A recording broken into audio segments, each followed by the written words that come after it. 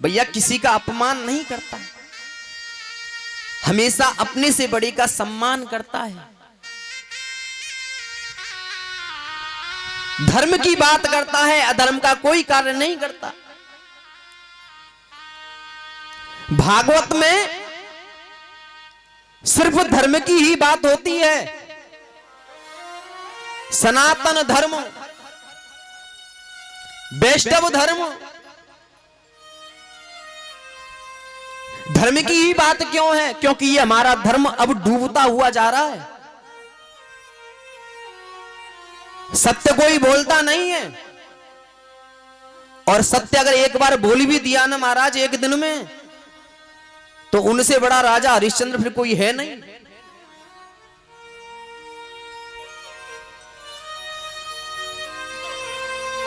इस कलयुग में अगर आपने सत्य बोलना छोड़ दिया, आपने अपना धर्म छोड़ दिया, तो ये हमारा और आपका जीवन नष्ट हो जाएगा।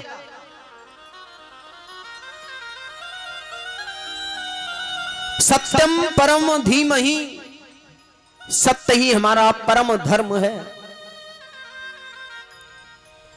और सत्य के अनुसार ही सारी क्रियाएं करना आवश्यक होता है। और कहा है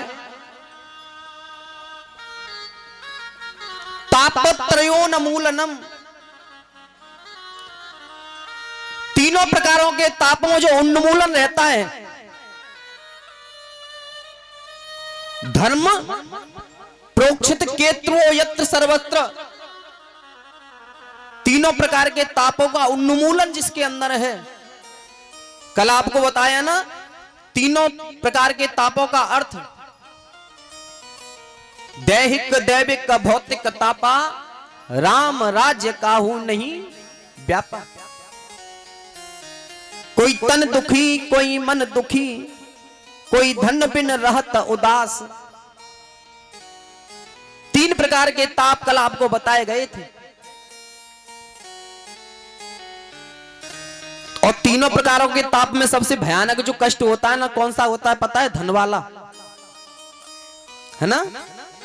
बन जाते हैं रिश्तेदार जब पैसा पास होता है, टूट जाता है गरीबी में जो रिश्ता खास होता है।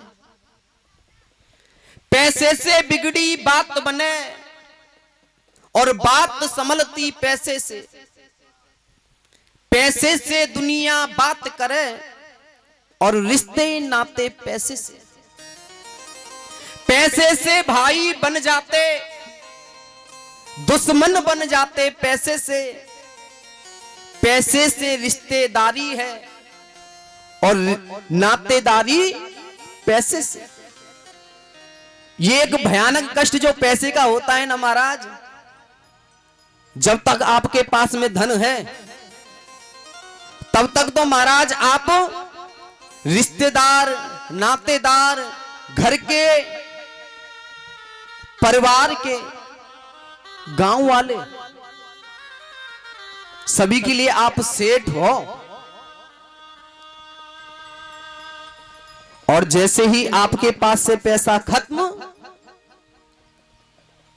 वही रिश्तेदार, नातेदार, गांव वाले आपको पूछते नहीं है। और ये मैंने स्वयं अपनी आंखों से देखा है महाराज। जब व्यक्ति के पास में पैसा आ जाता है ना, धन अपार हो जाता है, तो गरीब का मान सम्मान करना भूल जाते हैं, उसका मान सम्मान नहीं करते। और जैसे ही उसके पास से धन नष्ट हुआ, फिर हे भगवान, ऐसी मुझसे कौन सी बड़ी गलती हुई जो मेरा धन नष्ट हो गया। सत्यनारायण की कथा तो सबने सुनी है, कलावती लीलावती। तो जो वैष्णव था, उस वैष्णव ने क्या किया था? जो बनिया था, व्यापार करने के लिए अपने दामाद को लेकर के चला गया। प्रभु से कहने लगा, प्रभु आपकी कथा मैं आज करूंगा कि आपकी कथा मैं कल करूंगा कि जब मेरी बेटी हो जाएगी तब विवाह कर लूंगा। बेटी का विवाह हो जाएगा तब जाकर के आपकी मैं पूजा पाठ कर लूंगा, लेकिन नहीं की। अंत में क्या हुआ, कितना कष्ट उसको भोगना पड़ा। उसने राजा के घर पर चोरी नहीं की थी और फिर भी उसे अपमानित दंडित होना पड़ा। तो पैसा एक ऐसी चीज होती है महाराज, अगर किसी के पास में धन दौलत आ भी जाए ना, तो पैसे का घमंड मत दिखाएं, क्योंकि जो पैसे का घमंड दिखाता है ना, भगवान कहता है पर बेटे आज तू जिसके ऊपर घमंड दिखा रहा है ना, तेरे उसी धन को मैं नष्ट कर दूंगा। और इस संसार में वैसे भी कोई सुखी नहीं है।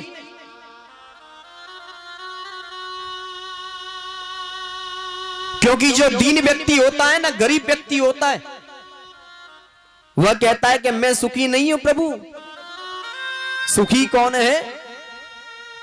पैसा वाला सुखी होगा। जिसके पास में पैसा अधिक है वह सुखी है,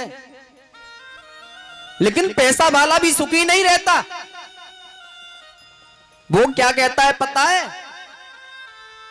महाराज मैं भी सुखी नहीं हूं। तो सुखी कौन है? सुखी तो राजा या महाराज होंगे, लेकिन महाराज, उस राजा महाराजा को भी टेंशन अलग रहती है। और एक और बात बता दूं, हम तुम तब भी ठीक हैं कहीं तक, और जिनके पास में पैसा अधिक होता है ना, उनको टेंशन सबसे ज्यादा लगी रहती है। रजाई को लेकर के हम और आप आराम से नींद ले सकते हैं, लेकिन रात्रि के समय उनको, पैसे वालों को, नींद और नहीं आती। सोते सोते अपने मन में विचार करते हैं कि कल मुझे 11,000 रुपए इस जगह पे देने हैं, 5 लाख का चेक मुझे कल यहां पर पहुंचाना है, 20 लाख रुपए कल उस सेठ से मेरे पास आने हैं। उससे आने जाने की ही टेंशन लगी रहती है। धन के चक्कर में नींद तक नहीं आती। और जब भोजन करने के लिए भी बैठता है ना, और एक फोन फैक्ट्री से आ जाए, महाराज मीटिंग करने के लिए आए हैं, आ जाओ, भोजन भी छोड़ देते हैं और मीटिंग करने के लिए निकल जाते हैं। हम और आप तब भी कहीं तक ठीक हैं। किसी स्थान पर जब आ गए तो 4 घंटे में किसी प्रकार की टेंशन ही ना है। महाराज अपने मन में भाव ऐसा बना के रखें कि प्रभु हम तो आ गए आपके दरबार में, अब घर पर क्या चल रहा है क्या नहीं चल रहा, कौन सी व्यवस्था आपको बनानी है, कौन सी खराब करनी है, महाराज तुम जानो, तुम्हारो काम जाने। मन में भाव बना करके आए तो ऐसा बना के आए, तापत्रयो न मूलनम, तीनों प्रकार के तापों में नष्ट करने की जिसमें सामर्थ्य है, वह कौन है? ब्रह्म परमात्मा की चेतना शक्ति। और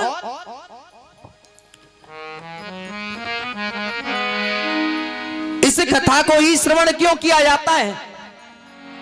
किसने इस कथा को कहा, उसको क्या मिला?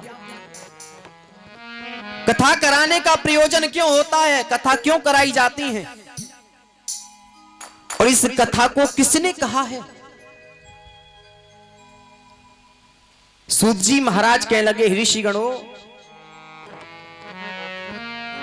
आपने जो ये बात पूछी है इससे मेरा हृदय गदगद हो गया है। ये कथा श्री सुखदेव जी महाराज ने राजा परीक्षित को सुनाई थी। ऋषिगण कहने लगे, प्रभु ये सुखदेव जी महाराज कौन थे और सुखदेव जी महाराज ने राजा परीक्षित को ही कथा क्यों सुनाई? सूत जी महाराज कहने लगे, हे ऋषिगणों, निगम कल्पतरोर गलितम फलम सुख मुखाद अमृत द्रव्य संयुतम पिबत भागवत रसमालयम मुहरहु रसिका भुवि भावुका। निगम, निगम एक कल्प वृक्ष है। निगम को कल्प वृक्ष की संज्ञा दी गई है। निगम कल्पतरोर गलितम फलम, और उस वृक्ष का पका हुआ फल है श्रीमद् भागवत महापुराण। फल दो प्रकार के होते हैं, एक होता है डाल वाला और एक होता है पाल वाला।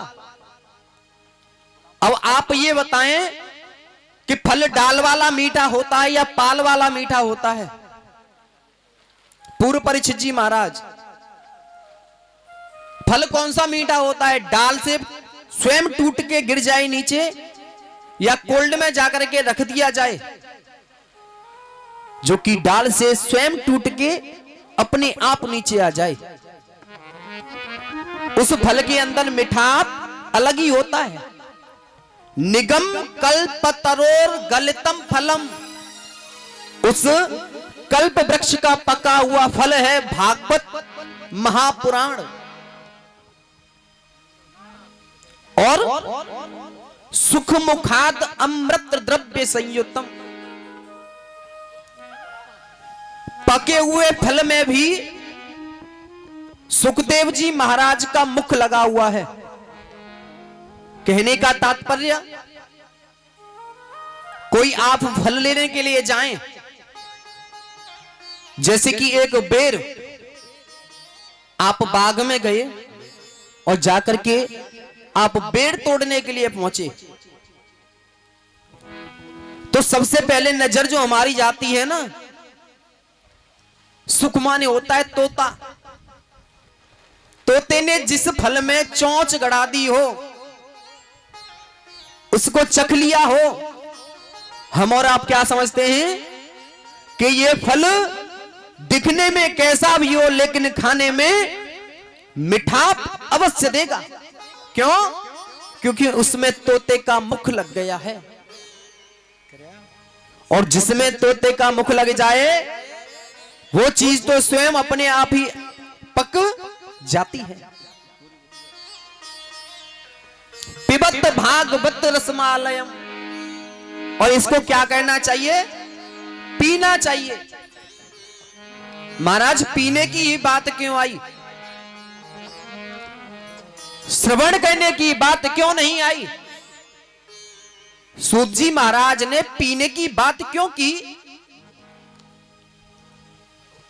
क्योंकि हो सकता है सुनी हुई बात हमारे और आपके कर्णों से निकल जाए।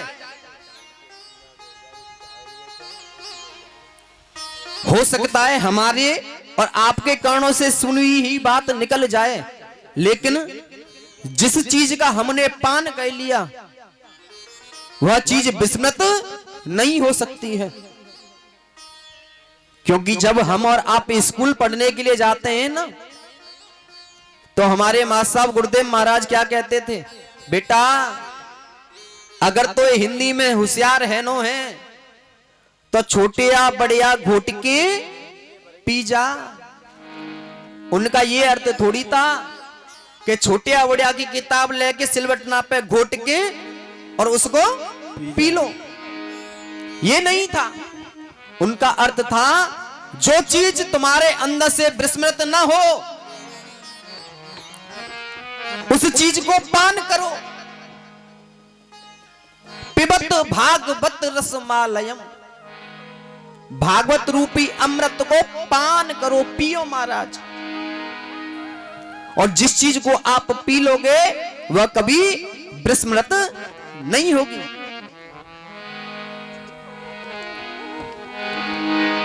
एक सुनार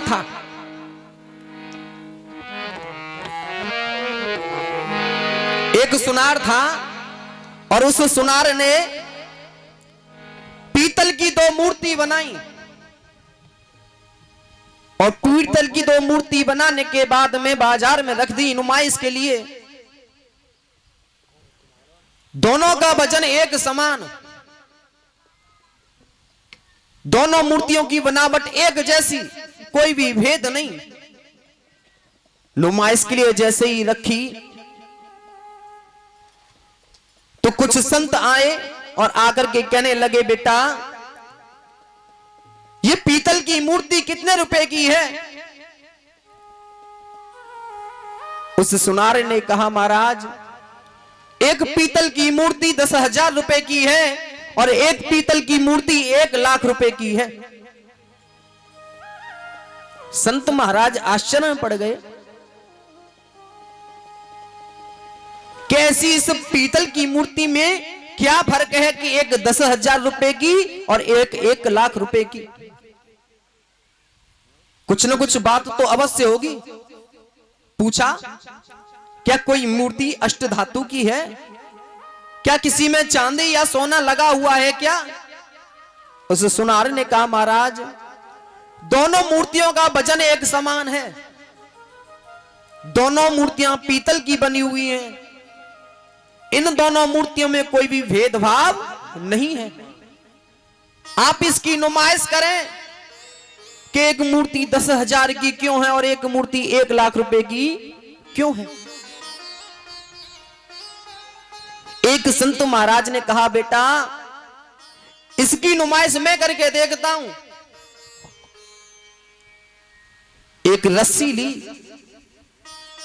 धागा लिया और धागा लेने के बाद में एक पीतल की मूर्ति के कान में होकर के डाला, दूसरे कान से वह धागा बाहर आ गया। दूसरा धागा लिया, दूसरी पीतल की मूर्ति के पास में पहुंचे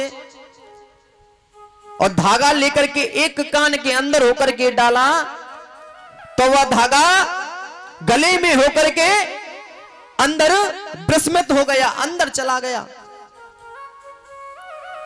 संत महाराज समझ गए कि बेटा ये मूर्ति 10,000 रुपए की है, जिसके अंदर कान में होकर के हमने धागा डाला, दूसरे कान से बाहर निकल आया, ये 10,000 रुपए की मूर्ति है।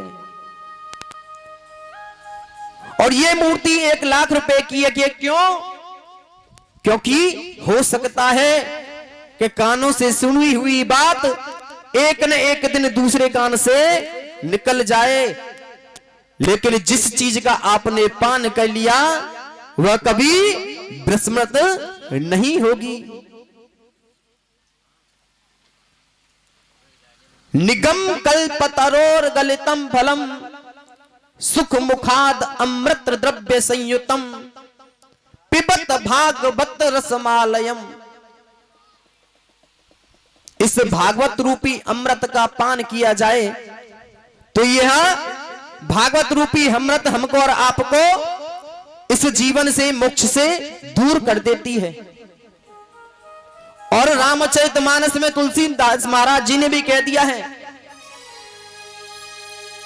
कि रामचरित जे सुनत अघाई रस विशेष जाना तिन नाही।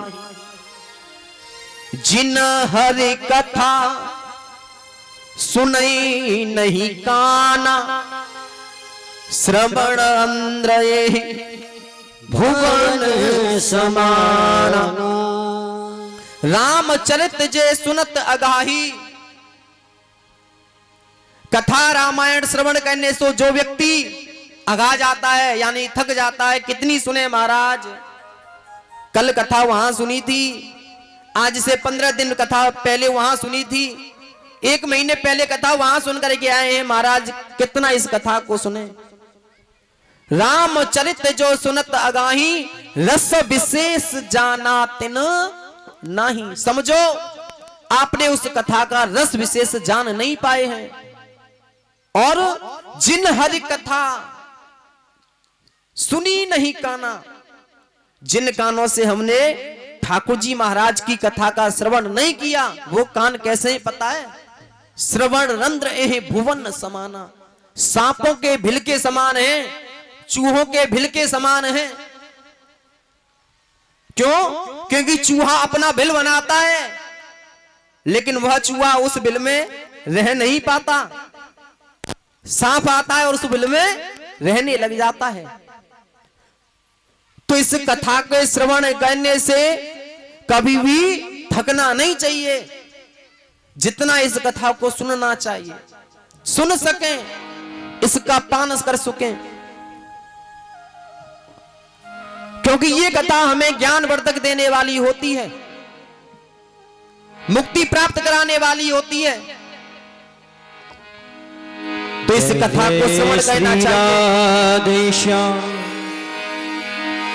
बुरा जो देखल में चला, बुरा न मिले को, जो खुद को देखा